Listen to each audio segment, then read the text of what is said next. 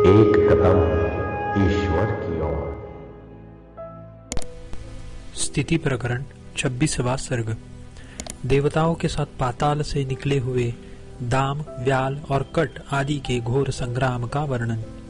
श्री वशिष्ठ जी ने कहा, हे श्री रामचंद्र जी, दैत्यराज शंबरासुर ने इस प्रकार विचार कर दाम, व्याल और कट से अधिष्ठित देव विनाशिनी अपनी सेना को भूलोक में भेजा। भीषण सिंहनाद वाले आयुधधारी दैत्यराज से, सागर तट की झाड़ियों से, पर्वतों की कंदराओं से आशय यह है कि जहाँ जिसे मार्ग मिला पक्षधारी पर्वतों के आटोप से ऊपर आए। दाम, व्याल और कट से बलशाली हुए दानवों ने अंतरिक्ष और पृथ्वी के मध्यवर्ती आकाश को ठसाठस भर दिया, जिसमें उनके मुक्कों के प्रहारों से सूर्य निस्तेज हो गया था। इसके बाद मेरु पर्वत के निकुंजों से और कंदराओं से प्रलय काल की तरह क्षुब्ध और भयंकर देवताओं के युद्ध के लिए उतर आए। उन देव और असुर सेनाओं का वन के मध्य में वह युद्ध अकाल में हुए दुस्सह प्रलय के समान भीषण हुआ। इसके बाद कुंडलों की कांतियों के तेज से अंधकार का नाश कर चुके मस्तक प्रलय काल में नष्ट हो गए हैं।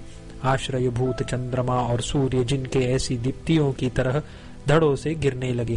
प्रलय काल के वायुओं के महाप्रवाहों से पड़ी हुई दरार रूपी हंसी से युक्त तथा दुर्दांत योद्धाओं से छोड़े गए सिंहनादों से मुखरित पर्वत कांपने लगे। पर्वत की शिलाओं के तुल्य शस्त्रास्त्रों के आघात से जिनकी दीवारें ढह गई थी, भयभीत सिंह जिनमें विश्राम ले रहे थे, ऐसे हिमालय आदि कुल पर्वतों के तट गूंजने लगे। परस्पर के प्रहारों से नष्ट हुए शस्त्रास्त्रों से निकली हुई चंचल आग की चिंगारियां प्रलय काल में आकाश से टूटे हुए तारों की तरह उड़ने लगी।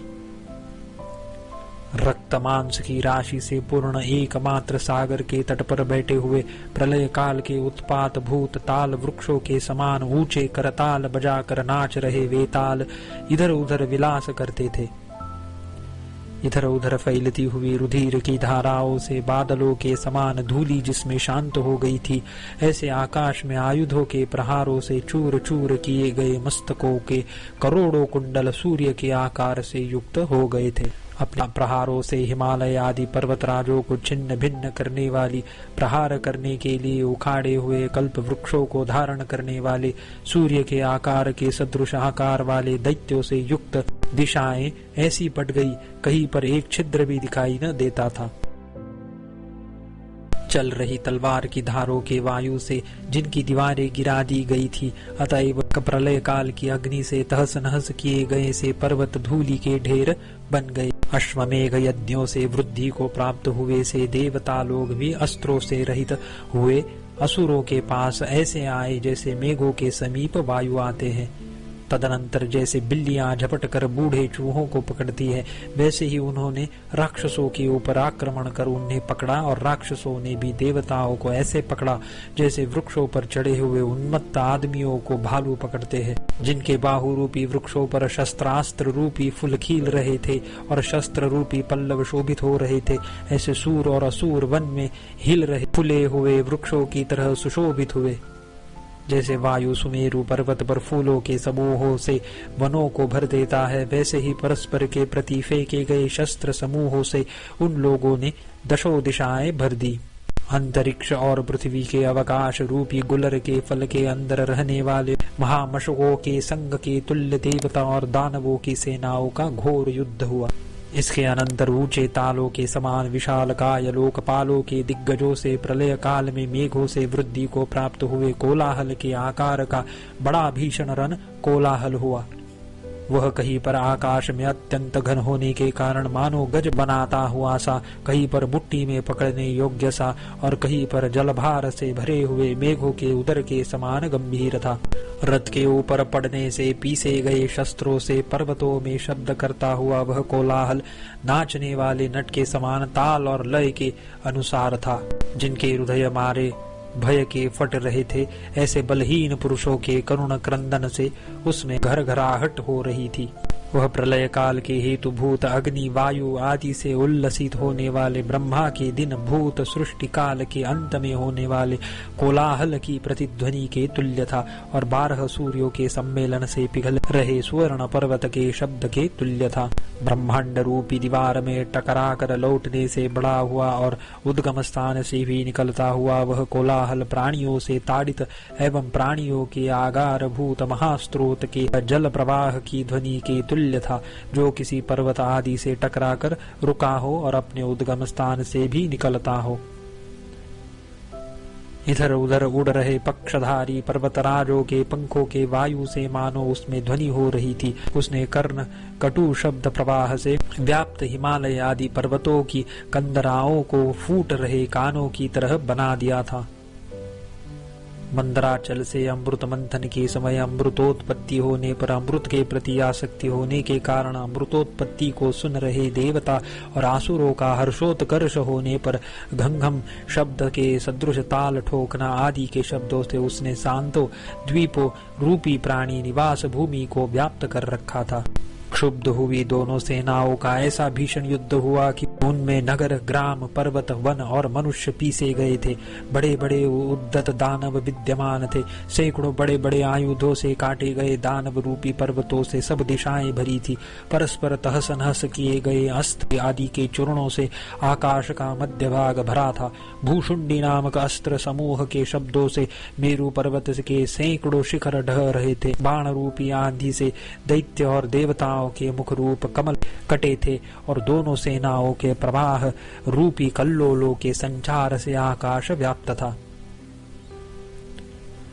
उस युद्ध में आयुध रूपी आंधी से पीसे गए वैमानिक के समूह गिर रहे थे। अस्त्र से उत्पन्न हुए समुद्रों के जल के प्रवाह से आकाश में स्थित अमरावती आदि नगर अप्लावित थे। महास्त्रों के संपात से तलवार शूल शक्ति आदि रूप सैकड़ों नदियां बह रही थी। पर्वतों के समीप में घोर योद्धाओं के ताल ठोकने के शब्दों से ब्रह्मांड रूप मंडप कांप रहा था। दैत्यों की एडियों के प्रहारों से लोकपालों के लोक गिर रहे थे और स्त्रियों के हल हल शब्द के साथ मंदिरों में कंकन बज रहे थे। वह युद्ध गिर रही दैत्य सेना से उत्पन्न हुई अथाह रक्त राशि रूप जल से युक्त था। उसमें खून से लथपथ मनुष्यों द्वारा छोड़े गए घोर सिंहनाद से लोग इधर उधर भाग रहे थे। वह लोकपालों के सेनापति रूपी कमलों में भौरे के समान कभी मरते हुए लोगों के प्राण हरने के लिए छिपे हुए और कभी युद्ध के लिए प्रकट यम से युक्त था। सूर और असुरों द्वारा भागने के समय किए गए प्रहारों से ताड़ित अतएव फिर लौटकर प्रहार कर रहे सैन्य समूह से व्याप्त था। पंख वाले पर्वतों के आकार के सदृश आकार वाले दानव रूपी पर्वतों के गमनागमन से हो रहे साय साय शब्द की भनभनाहटों से भीषण था तथा आयुधों के अग्रभागों से छिन्न भिन्न भयंकर दैत्य रूपी पर्वतों के झरने के सदृश रक्त प्रवाहों से समस्त पृथ्वी सागर और पर्वत उससे लाल हो गए थे। राष्ट्र नगर वन ग्राम और गुफाएं सब के सब नष्ट हो गए थे। असंख्य असुर हाथी घोड़े और मनुष्यों के शव से सब मेरु आदि पर्वत पूर्ण हो गए थे। उसमें सुंदर ताल के समान ऊंचे बाणों की पंक्तियों से हाथी चमक रहे थे।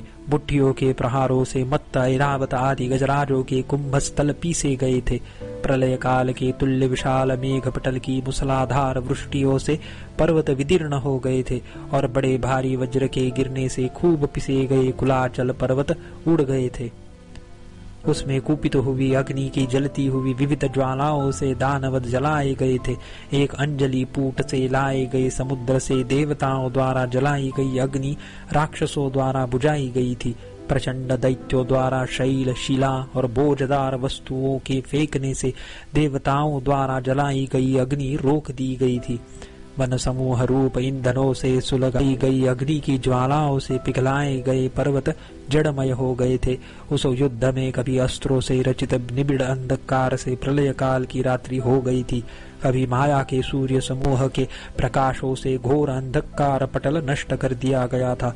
माया की अग्नि की वृष्टि के से माया के कौशल से बनाए गए मेघों की वृष्टि नष्ट कर दी गई थी। सितकार के साथ अग्नि उगलने वाले शस्त्रों के परस्पर संघटन की वृष्टि हो रही थी। शैल वृष्टि रूपी अस्त्रों से शैल वृष्टि रूपी अस्त्रों का विलास नष्ट किया गया था। निद्रास्त्र और प्रबोधास्त्रों के युद्ध से वह पूर्ण था। शत्रु के अभिभव रूपी अवग्रह यानी वर्ण प्रतिबंधक वायु विशेष से वह युक्त था। उसमें कर्कचास्त्र और वृक्षास्त्र चल रहे थे। जल और अग्नि के व्यामोह से वह अंधकारित था। ब्रह्मास्त्र के युद्ध से भीषण था एवं अंधकारास्त्र और तेजसास्त्र से कर्बुरीत था। असुर और पिशाचों के अस्त्रों से उत्पन्न किए गए तोमर, मुदगर, मुसल आदि अस्त्रों की परंपरा से सारे आकाश में तिल रखने की भी जगह न थी। शिलाओं की वृष्टि से वह छिन्न भिन्न था। अग्नि की वर्षा से प्रकाशमान था। अपनी पताकाओं से जिन्होंने चंद्रमा का स्पर्श कर रखा था। चक्रों के चित्कार रूपी गर्जन से युक्त रथों ने उसमें एक मुहूर्त में उदयाचल और अस्ताचल पर्वत को लांग दिया था। वज्र के प्रहार से निरंतर महाअसुर मर रहे थे और शुक्राचार्य जी की अमर नामक मृत संजीवनी महाविद्या से महाअसुर पुनः जीवन पा रहे थे। कहीं पर देवताओं की सेना भाग रही थी, कहीं पर विजय से देवता लोग हर्ष मना रहे थे, कहीं पर इधर उधर शुभाग्रह और महाकेतु की पंक्तियों के दर्शन के लिए लोग ऊपर को गर्दन किए थे और कहीं पर उत्पातों के और मंगलों के दर्शन के लिए गर्दन ऊपर किए हुए थे। पर्वत, आकाश, पृथ्वी और द्युलोक सहित सारा जगत ही उसमें रुधिर का समुद्र बन गया था। वह युद्ध दुर्वार वैर से संपूर्ण जगत को ही फुला हुआ एकमात्र पलाश का वन बना रहा था एवं पर्वतों के सदृश असंख्य शवों से भरा महासागर था। उसमें सूर्य की किरणों के प्रतिबिंब रूपी पल्लवों से दैदीप्यमान, अपने वेग के वायु से चंचल कंक आदि पक्षियों के पंख रूप फूलों से युक्त, लोहाग्रभाग रूपी चमकीले फल वाले, तालों से भी अधिक ऊंचे बाण समूह रूपी वनों से सारा आकाश मंडल व्याप्त था। पर्वत के सदृश विशाल असंख्य नाच रही कबंदों की सैकड़ों बाहुओं से मेघ, विमान, देवता और तारे गिराए गए थे और बाण शक्ति, गदा, भाले, पट्टीश से पर्वत आच्छन्न हो गए। उसमें सातों लोकों से गिरे हुए दीवार के टुकड़ों सा सारा आकाश व्याप्त था। कल्पकाल के भीषण मेघों के गर्जन तर्जन तुल्य निरंतर दुंदुभी बज रही थी।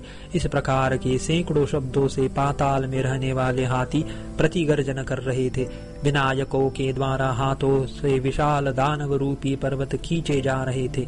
दिशाओं का विभाग करने वाले सूर्य आदि के एक दिशा में मिलने पर सिद्ध, साध्य और मरुदगण असुरों के भय से संत्रस्त अतएव निश्चल थे तथा गंधर्व, किन्नर, देवता और चारण भाग रहे थे। वज्रों के गिरने से जिनके अंग खंडित हो गए थे और जिन्होंने पत्थरों के टुकड़ों को चूर चूर कर दिया था, प्रलय के समय को सूचित करने वाले तथा कल्प वृक्ष में रहने वाले भ्रमर, कोकिल आदि की ध्वनियों को विलीन कर देने वाले प्रचंड वायु दिशाओं में बहे। 26वां सर्ग समाप्त।